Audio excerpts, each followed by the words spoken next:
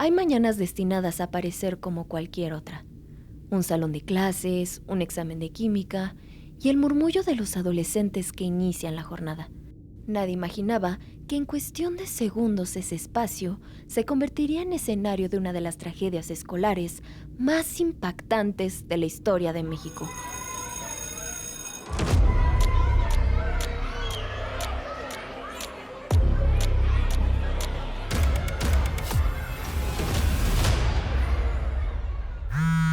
Siempre pensé que esas cosas pasaban en otros países. Aquí no. En mi escuela, lo más grave era que alguien copiara en un examen o se peleara por un balón. Hasta que un martes apareció un mensaje. Mañana no vengan. Solo eso. Y después otro. Va a haber disparos. Al principio, todos se rieron. Los memes empezaron antes que el miedo. Había quien decía que era para no hacer examen. Otros apostaban a que era una broma. Y yo también quise creerlo. Ese día vi a Daniel. Estaba sentado solo, como casi siempre, y no hablaba mucho. Llevaba semanas sin entrar a jugar fútbol. Un profesor le preguntó si estaba bien. Él respondió que sí. Siempre respondía que sí. Alguien publicó su fotografía. Decían que él había escrito los mensajes. No había pruebas, pero ya todos tenían un culpable. La historia escolar en nuestro país cambió drásticamente en 2017. Todo comenzó en Monterrey. Luis Fernando Ramírez tenía 14 años cuando sobrevivió al ataque ocurrido el 18 de enero en el Colegio Americano del Noreste, tras recibir un disparo en la cabeza que lo mantuvo 2 meses en coma. Algunos poquitos del salón llegaron a saber, pero porque sí, pues lo tomaron de broma. Pero sí, la verdad no se les puede culpar, no había pasado en México, entonces, como que no había un precedente, ¿no? Entonces, estaba como muy cañón saber que era un chiste. A las 8:51 am, Federico Guevara Elizondo, de 15 años, sacó una pistola calibre 22 y disparó contra sus compañeros y su maestra, Cecilia Cristina Solís. 3 estudiantes, Ana Cecilia Díaz, Mariel Chávez y Luis Fernando, resultaron gravemente heridos, mientras la docente permaneció hospitalizada durante más de 2 meses hasta que falleció el 29 de marzo de 2017. Lo que ocurrió después quedó registrado por las cámaras de seguridad del salón de clases. Tras disparar, Federico intentó suicidarse. Falló en el primer tiro, pero en el segundo, el disparo fue mortal. Las imágenes se convirtieron en uno de los registros más perturbadores de violencia escolar, porque más allá del vínculo del atacante con estos grupos, el caso dejó al descubierto algo más inquietante: la existencia de ecosistemas digitales donde la violencia era una forma de identidad colectiva.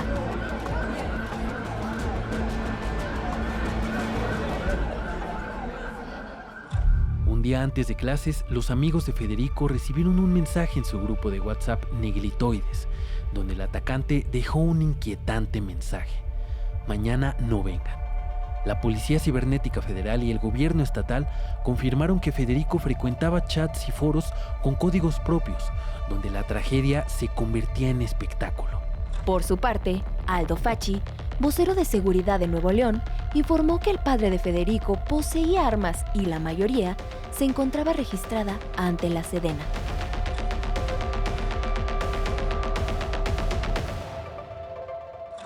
Mientras Monterrey intentaba entender lo ocurrido, cuentas como Legión Hulk, Seguidores de la Grasa e Ispachán comenzaron a adjudicarse el atentado y celebraron la agresión bajo etiquetas como #Más Masacres en México. El tiempo no logró borrar las heridas de Luis Fernando, quien quedó con movilidad reducida y tuvo que aprender a caminar de nuevo. Fue entrar a otra vida muy diferente, o sea, fue como un... Pues sí, o sea, yo era como un chavo como allá independiente, bueno, no independiente, pero como que sí más autónomo. Es como esta edad que empiezas a salir solo y moverte más sin tus papás y así. Y luego pues ya como que se arrebata eso, ¿no? Las autoridades informaron que Federico recibía atención psicológica y presentaba un cuadro depresivo, pero nunca se esclarecieron las causas del ataque. El psicoterapeuta David Márquez Verduzco explica la importancia de valorar la salud mental de los jóvenes.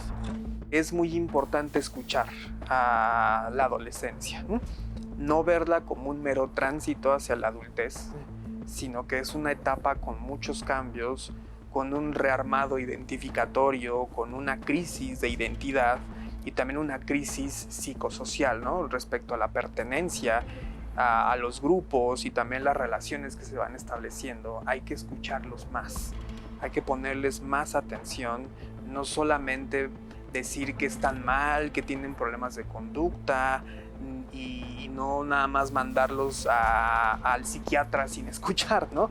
La vida de Luis Fernando no volvió a ser la misma. Sin embargo, nunca dejó de recibir el apoyo de su familia y seres queridos. Hoy, con 24 años y estudios en la Universidad de Monterrey, busca llevar su historia al cine. No sé si lo perdoné ya, porque pues es algo muy difícil de perdonar. Pero pues como siento que si lo olvidas, si lo sueltas, pues se aligera mucho la carga. Las acciones de Federico dejan una pregunta abierta.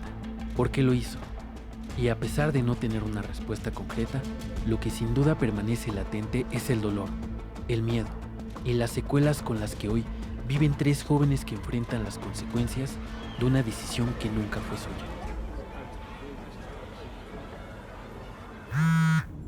Con la misma velocidad que se viraliza la información en redes sociales, Daniel se quedó solo en el recreo. Le gritaban cuando pasaba. Algunos hasta lo grababan con el celular. Otros solo miraban, pero nadie quería ser el siguiente. Esa noche casi no dormimos.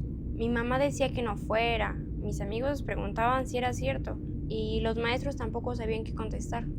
El miedo llenó la escuela incluso antes de que alguien cruzara la puerta. Al día siguiente llegaron patrullas y revisaron mochilas. Suspendieron las clases y nunca encontraron un arma.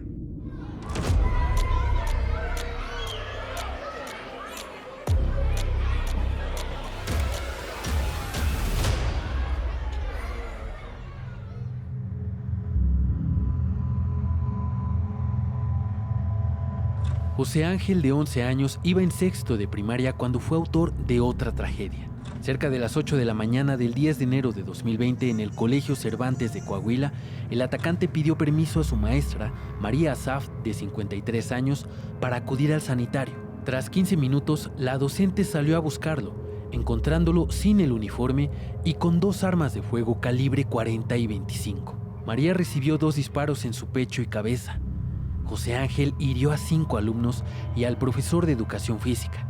Finalmente, se suicidó de un disparo.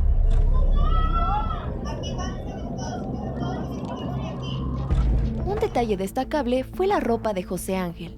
Una playera con la leyenda Natural Selection, tirantes y pantalón negro, coincidiendo con la que Eric Harris y Dylan Klebold usaron en la masacre de Columbine, donde asesinaron a 12 estudiantes y un profesor en 1999. En su momento, funcionarios estatales sugirieron que el videojuego Natural Selection había influido en el comportamiento del niño. Sin embargo, una investigación de 2019 en la Universidad de Oxford afirma que los videojuegos violentos por sí solos no explican conductas homicidas ni el comportamiento agresivo de jóvenes y adolescentes. Detrás del ataque también existía un entorno familiar marcado por la violencia y la ausencia. A lo largo de su infancia, José Ángel enfrentó la muerte de su madre y de su abuela materna, esta última vinculada a un presunto integrante del crimen organizado, mientras que su padre fue encarcelado en Estados Unidos por tráfico de metanfetaminas y su abuelo, quien fungía como tutor legal, quedó bajo investigación por presuntas irregularidades financieras. ¿Cómo cambia la vida de una infancia cuando la violencia forma parte de su cotidianeidad? A esta persona pues estamos atribuyendo de alguna forma el homicidio de la maestra que pierde la vida en ese lugar, desde luego por haber asumido una conducta omisiva que tiene que ver con haber sido negligente en la tenencia de armas de fuego en un domicilio particular en donde eventualmente también cohabitaba un menor de edad. Con el paso de los años, el caso comenzó a ser reinterpretado y un referente más de la violencia escolar que invade a miles de jóvenes mexicanos, donde la falta de entornos saludables y la entrada de armas desde nuestro país vecino del norte apunta a repensar el presente de las infancias y adolescencias que hoy son el futuro.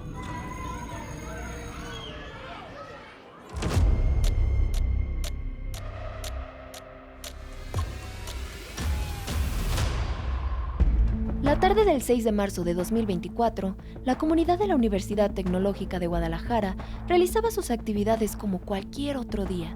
Entre los pasillos, caminaba por el campus un joven vestido de negro y con un hacha entre las manos.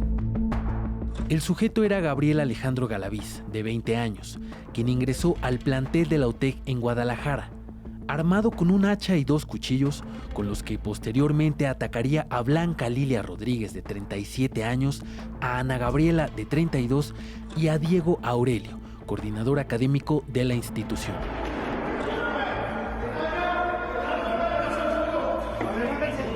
La jornada escolar pronto se transformó en una escena de caos. Testigos recordaron gritos en los pasillos, puertas golpeadas con el hacha y estudiantes refugiándose en las aulas, mientras el agresor intentaba ingresar a distintos salones. De acuerdo con las investigaciones de la Fiscalía del Estado de Jalisco, los ataques de Gabriel no comenzaron en la universidad, sino horas antes, alrededor de la 1:50 de la tarde, en el motel Gran Vía, también en Guadalajara. Galaviz entró solo, rentó una habitación y permaneció en el lugar hasta la llegada de una joven identificada como Mónica Abigail. Tiempo después, Gabriel dejó el motel y ella nunca volvió a salir. Fueron empleados del establecimiento quienes encontraron a Mónica Abigail sin vida, con múltiples heridas provocadas por arma blanca en el cuello y el tórax. Las investigaciones concluyeron que tras ese feminicidio, Galaviz se dirigió directamente al campus universitario para continuar con las agresiones. La persona queda detenida por parte de la policía de Guadalajara. Estando aquí en el lugar, nos reportan una persona del sexo femenino occisa al interior de un motel.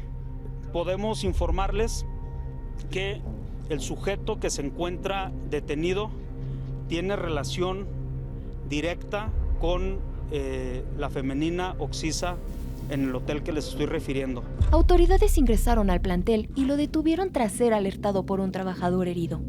Ese mismo día, Galaviz fue vinculado a proceso y trasladado al reclusorio metropolitano de Puente Grande. Meses después, el 5 de agosto de 2024, murió en el Hospital Civil de Guadalajara tras arrojarse desde una altura de 6 metros dentro del penal. Esto, de acuerdo con la Dirección de Prevención y Reinserción Social de Jalisco. El caso adquirió relevancia por la huella digital que Gabriel dejó en redes sociales. En Facebook compartía imágenes relacionadas con la violencia y la muerte, publicaciones sobre bandas de death metal y fotografías de Guilherme Tauchi Monteiro, uno de los responsables del ataque a una escuela de Sao Paulo, Brasil, en 2019, quien también portaba un paliacate de calavera como distintivo. Tiene que ver como con esta reivindicación de un lugar de poder, que es lo que también podríamos llamar como los crímenes de odio, ¿no? Y es decir, hay un grupo al cual yo estoy dirigiendo como el odio, y desde esta lógica de hegemonía normalmente masculina es que yo voy a cometer este acto en contra de ese grupo. La mañana del crimen, a las 10:19 horas, Galaviz publicó una foto frente al espejo del baño del motel donde asesinó a su primera víctima. Vestía de negro, llevaba guantes tácticos y sostenía el hacha que usaría durante los ataques. El mensaje que acompañaba la imagen era breve: hoy es el día.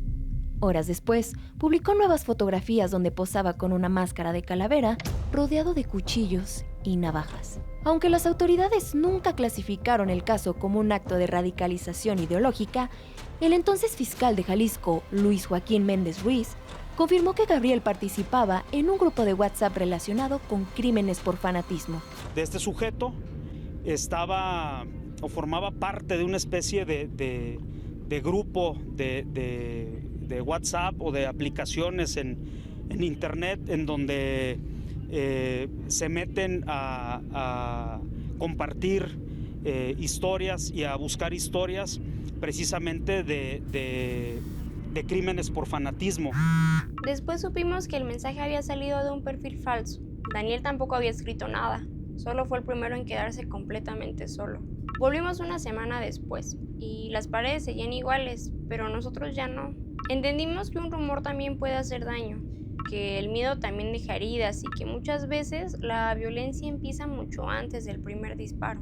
Existe una como una poca valoración de qué ocurre en esta etapa de la vida, ¿no? Entonces asumimos que pues no está haciendo nada, o se está picando los ojos, o está haciendo algo que no es productivo, o está haciendo algo que no es importante.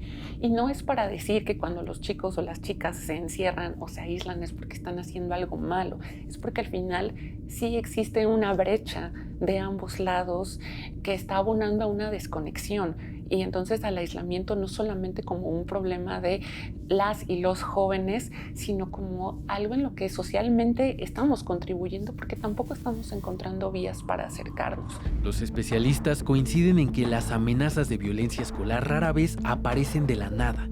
Con frecuencia están precedidas por señales de aislamiento, conflictos emocionales, violencia digital, rumores o dificultades para pedir ayuda. Detectarlas y atenderlas a tiempo puede cambiar el rumbo de una historia.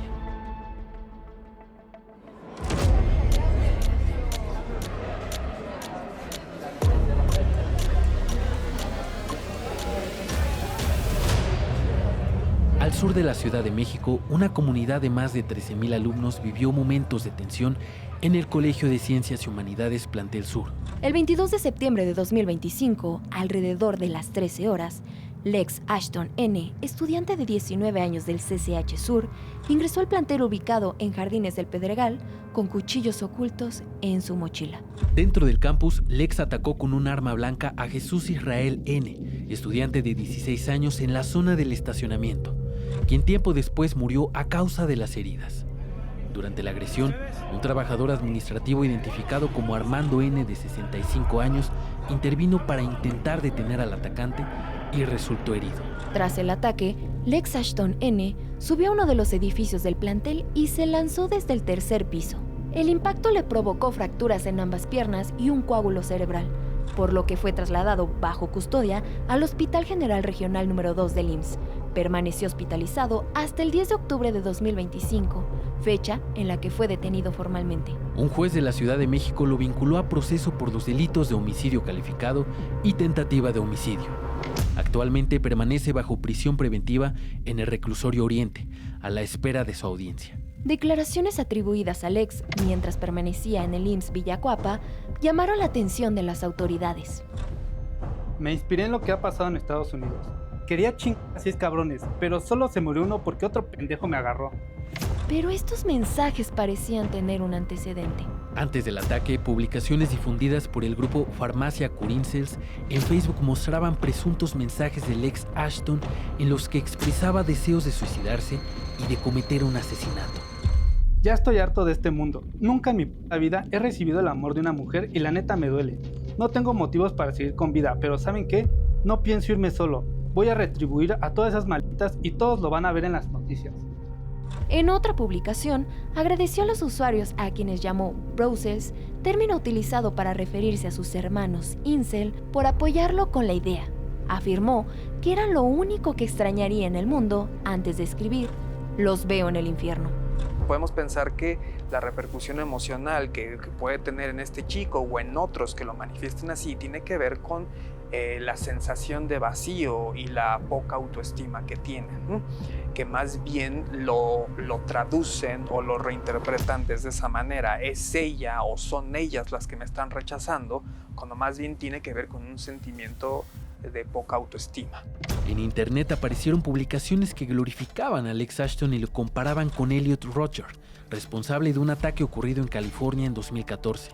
Algunas publicaciones describen el crimen como un acto de valentía.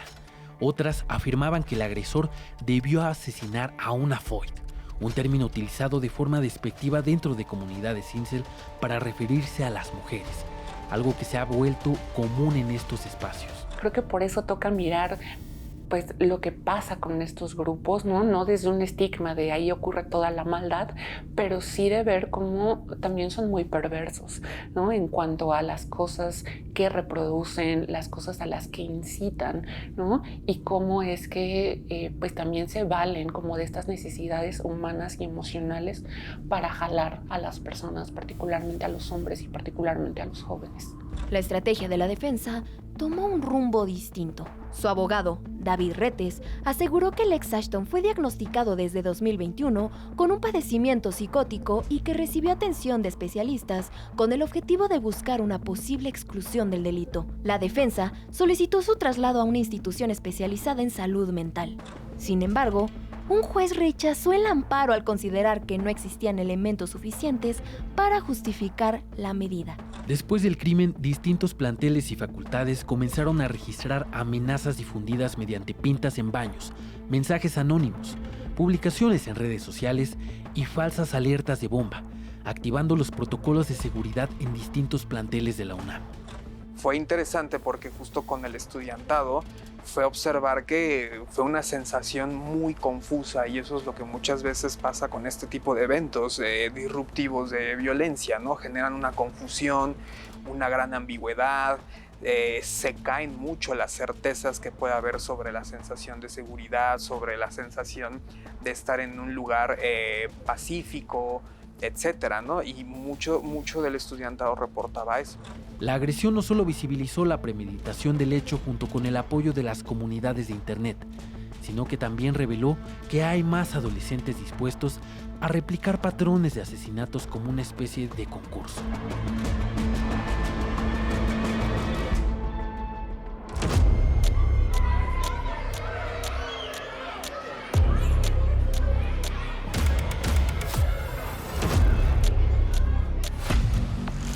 En Michoacán, la violencia escolar también ha dejado una huella imborrable para los habitantes de Lázaro Cárdenas, teniendo como protagonista a un joven de tan solo 15 años de edad.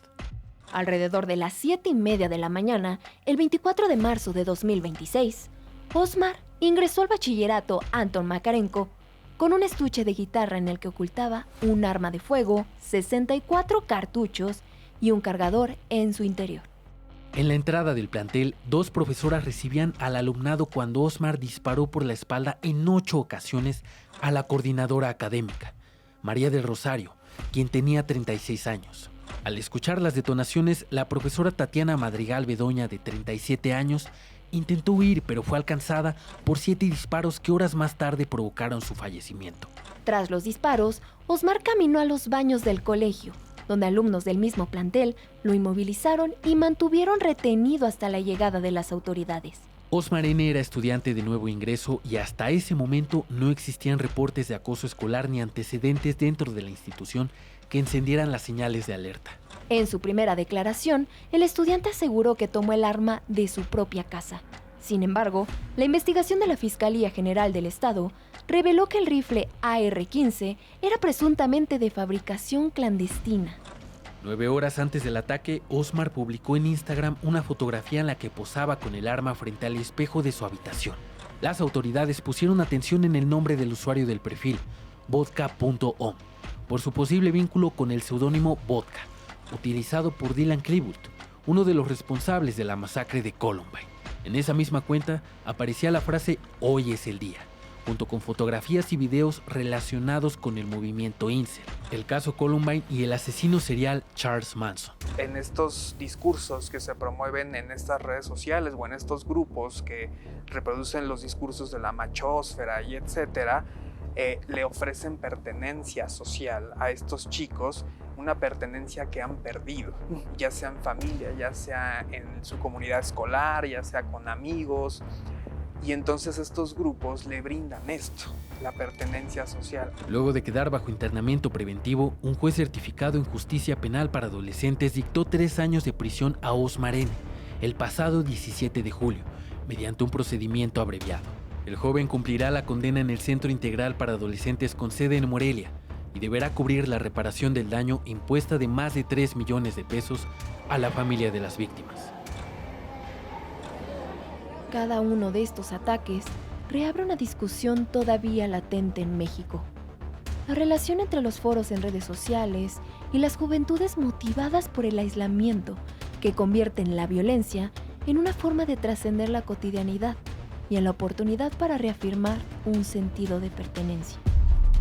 Si bien estos casos revelan los episodios más crudos de la violencia escolar en México, aún nos queda pensar en la deuda que la sociedad tiene con las juventudes, porque detrás de cada pantalla, de cada comunidad virtual Y de cada discurso de odio puede existir un joven que enfrenta soledad, violencia, abandono o la ausencia de vínculos humanos capaces de escucharle. La violencia escolar no comienza con un golpe, un disparo o una agresión.